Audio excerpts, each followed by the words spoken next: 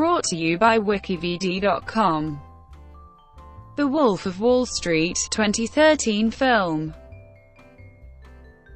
The Wolf of Wall Street is a 2013 American biographical black comedy crime film directed by Martin Scorsese and written by Terence Winter based on the memoir of the same name by Jordan Belfort. It recounts Belfort's perspective on his career as a stockbroker in New York City, and how his firm Stratton Oakmont engaged in rampant corruption and fraud on Wall Street that ultimately led to his downfall.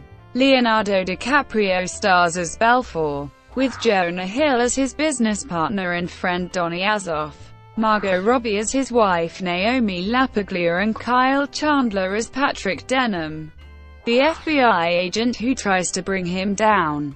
Matthew McConaughey, Reiner, Jon Favreau, Joanna, Lumley and Dujardin also star. The film marks the director's fifth collaboration with DiCaprio after Gangs of New York, The Aviator, The Departed and Shutter Island, as well as his second collaboration with Winter after the television series Boardwalk Empire. The Wolf of Wall Street premiered in New York City on December 17, 2013. And was released in the United States on December 25, 2013, distributed by Paramount Pictures. The film was the first to be released entirely through digital distribution. It was a major commercial success, grossing more than $392 million worldwide during its original theatrical run to become Scorsese's highest-grossing film, and the 17th highest-grossing film of 2013. The film was controversial for its morally ambiguous depiction of events, explicit sexual content, profanity, depiction of hard drug use and the use of animals during production. The film also caused controversy due to accusations that it was financed by illegally obtained funds from One Malaysia Development Berhad. The film received mostly positive reviews from critics, with praise for Scorsese's direction, the comedic performance of DiCaprio and the fast-paced and consistent humor.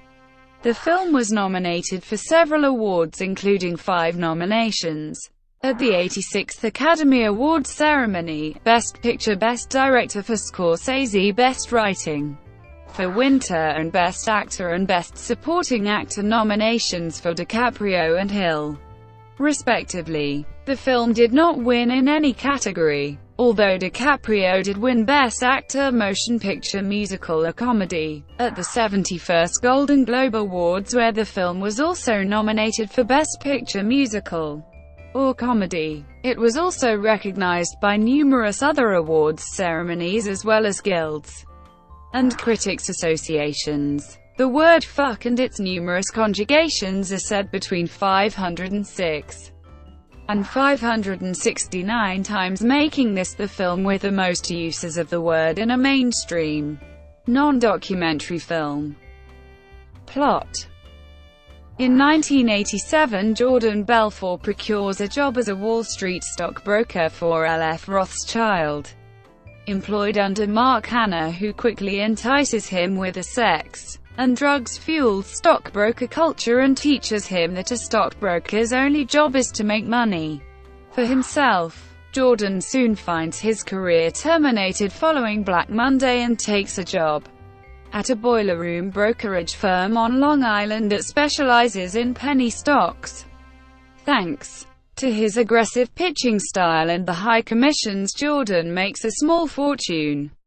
Jordan befriends his neighbor Donnie Azoff and the two found their own company. They recruit several of Jordan's friends, whom Jordan trains in the art of the hard sell.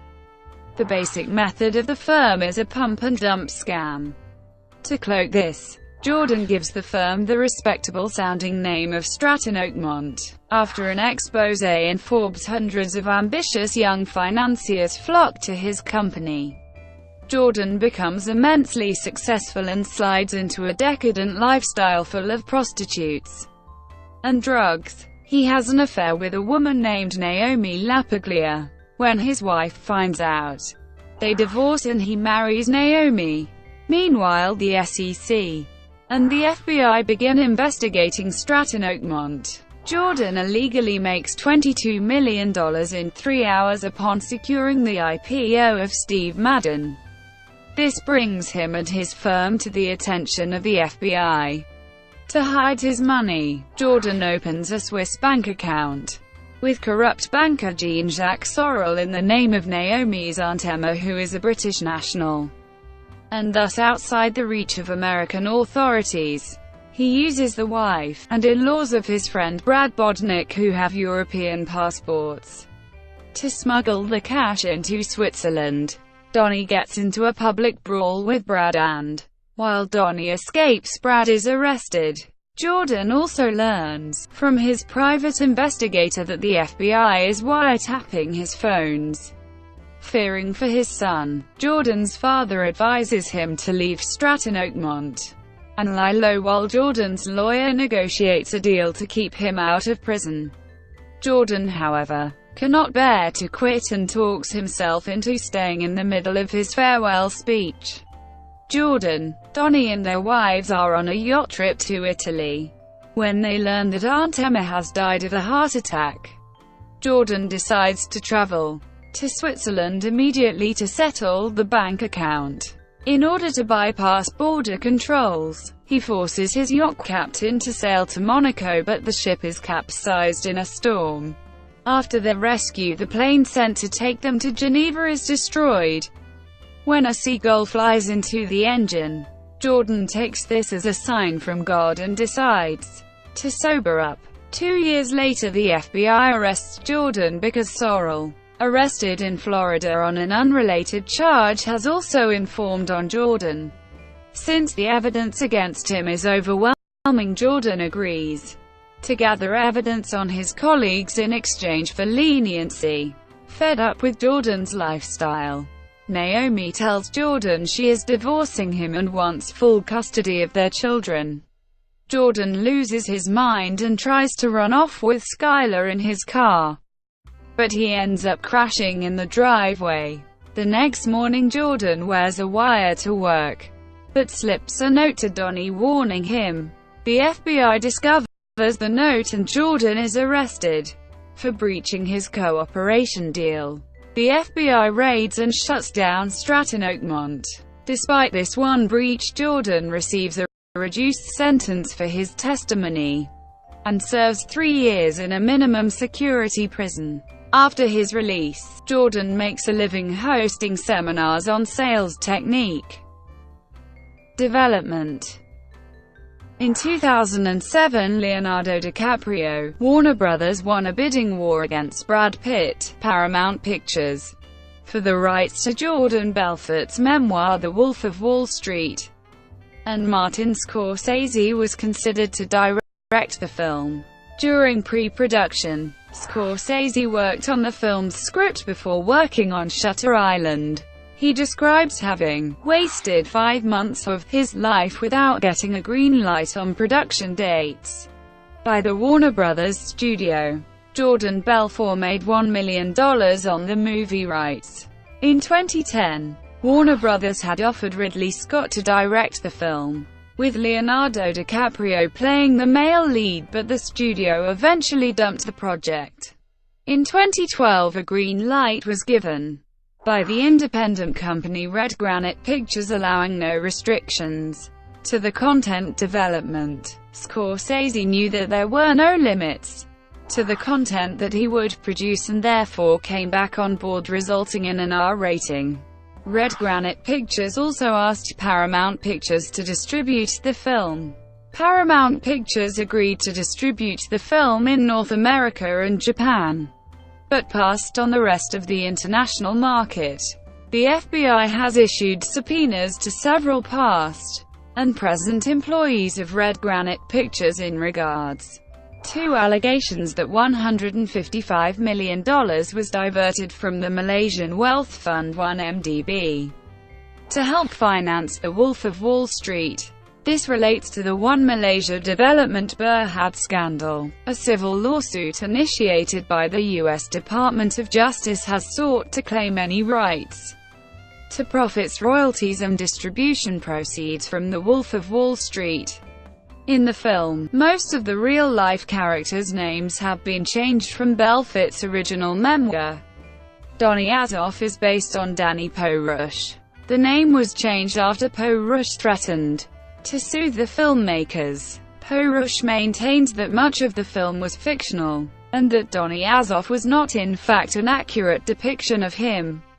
The FBI agent known as Patrick Denham is the stand-in for real-life Gregory Coleman, and lawyer Manny Riskin is based on Ira Sorkin. Belfort's first wife Denise Lombardo is renamed Teresa Petrillo, while second wife Nadine Caridi became Naomi Lapaglia on screen.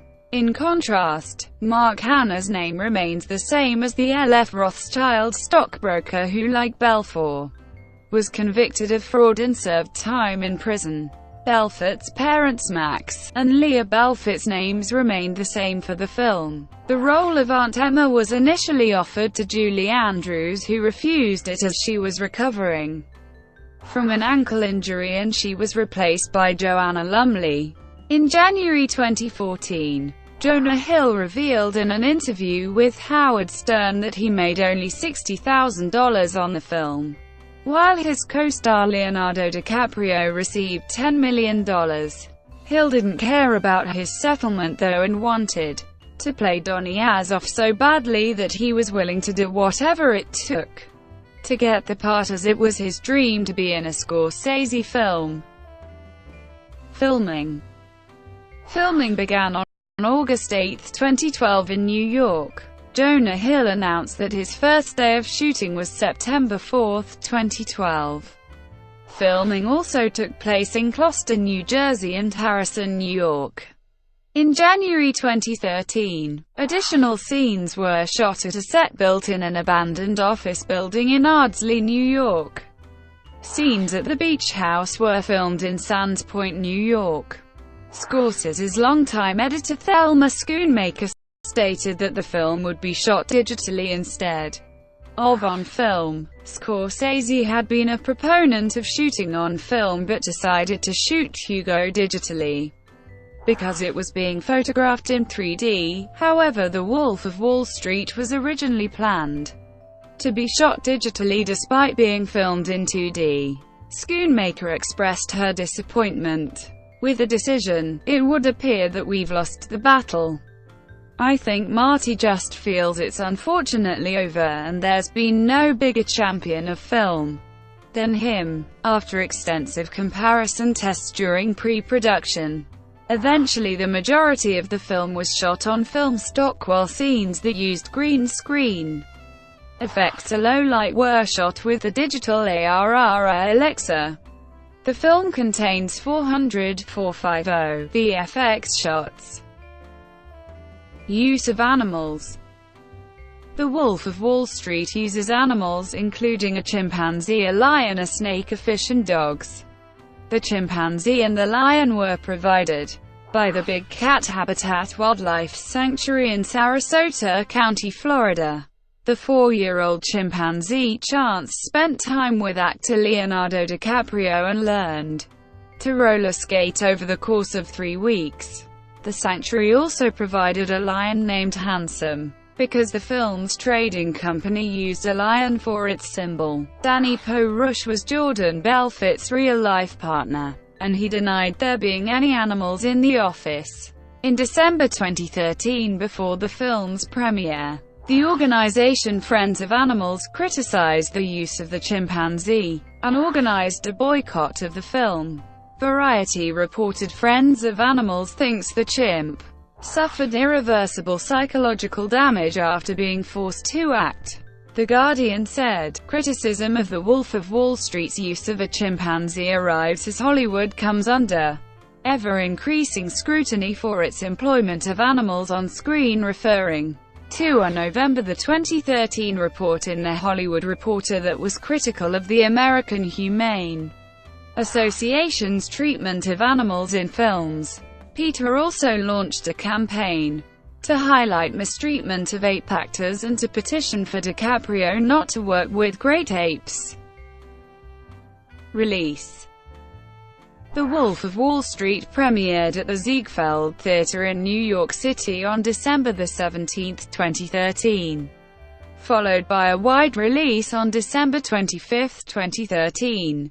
It was previously slated to be released on November 15, 2013, but the date was pushed back after film cuts were made to reduce the runtime. On October 22, 2013, it was reported that the film was set for a Christmas 2013 release. Paramount officially confirmed the Christmas Day 2013 release date on October 29, 2013, with a running time of 165 minutes. On November 25, 2013, the length was announced to be 179 minutes. It was officially rated R for sequences of strong sexual content, graphic nudity, drug use and language throughout, and for some violence. Scorsese had to edit sexual content and nudity to avoid an NC-17 rating. By different counts, the film contains between 506 and 569 uses of the word fuck and currently holds the record for the most uses of the word in a mainstream non-documentary film. The film is banned in Malaysia, Nepal, Zimbabwe, and Kenya because of its scenes depicting sex, drugs, and excessive use of swear words. And additional scenes have been cut in the versions playing in India. In Singapore, suburban theaters were prohibited from playing it because of its R21 rating. The film marks a change in film history when Paramount became the first major studio to distribute movies to theaters in digital format, eliminating 35mm film entirely. Anchorman 2: The Legend Continues was the last Paramount production to include a 35mm film version, while The Wolf of Wall Street was the first major movie distributed entirely digitally. Box office. The Wolf of Wall Street grossed $116.9 million in North America and $275.1 million internationally, for a total gross of $392 million, making it Scorsese's highest-grossing film worldwide. In North America, the film opened at number 5 in its first weekend with $18.4 million in 3,387 theaters. Behind The Hobbit, The Desolation of Smaug, Frozen, Anchorman 2, The Legend Continues, and American Hustle. In Australia, it is the highest-grossing R-rated film, earning $12.96 million.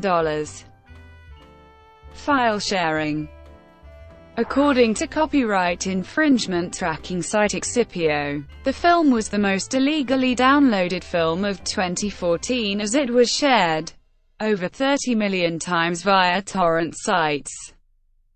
Home media.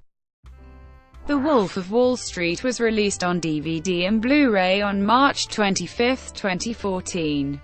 On January 27, 2014, it was revealed that a 4-hour director's cut would be attached to the home release. It was later revealed by Paramount Pictures and Red Granite Pictures that the home release would feature only the theatrical release. Critical response. The Wolf of Wall Street received positive reviews, with critics praising DiCaprio and Hill's performances, Scorsese's direction, and Winter's screenplay. On Rotten Tomatoes, the film holds a 77% approval rating based on 255 reviews, with an average score of 7.7/10. The site's consensus states, "funny, self-referential and irreverent to a fault." The Wolf of Wall Street finds Martin Scorsese and Leonardo DiCaprio at their most infectiously dynamic. On Metacritic, the film has a score of 75 out of 100, based on 47 critics indicating generally favorable reviews. Peter Travers of Rolling Stone magazine named The Wolf of Wall Street as the third best film of 2013, behind 12 Years a Slave and Gravity at numbers 1 and 2 respectively. The movie was chosen as one of the top 10 films of the year by the American Film Institute.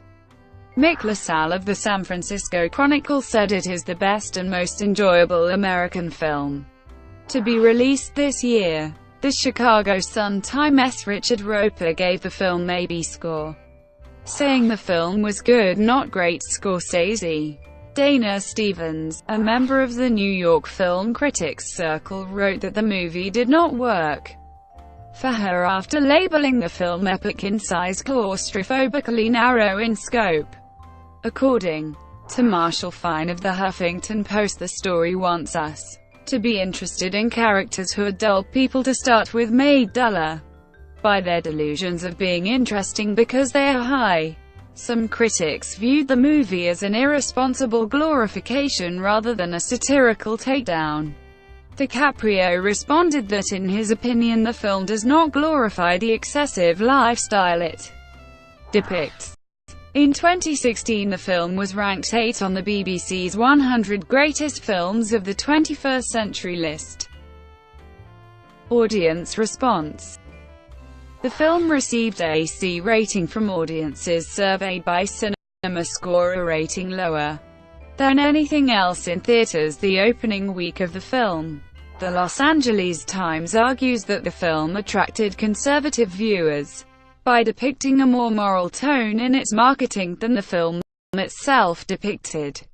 Christina McDowell, daughter of Tom Prusalis, who worked closely with the real-life Belfort at Stratton Oakmont, wrote an open letter addressing Scorsese, DiCaprio and Belfort himself, criticizing the film for insufficiently portraying the victims of the financial crimes created by Stratton Oakmont, for disregarding the damage that was done to her family as a result, and for giving celebrity to persons who did not deserve it.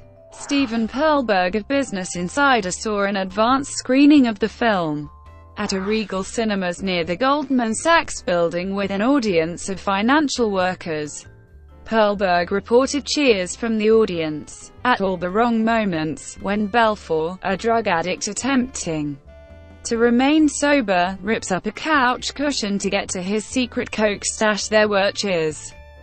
The former assistant United States attorney who prosecuted the real Belfort criticized both the movie and the book on which it is based. He said he believes some of Belfort's claims were invented, as for instance, Belfort aggrandized his importance and reverence for him by others at his firm. He strongly criticizes the film for not depicting the thousands of scam victims who lost hundreds of millions of dollars, not accepting the filmmaker's argument in which that would detract attention from the wrongdoers.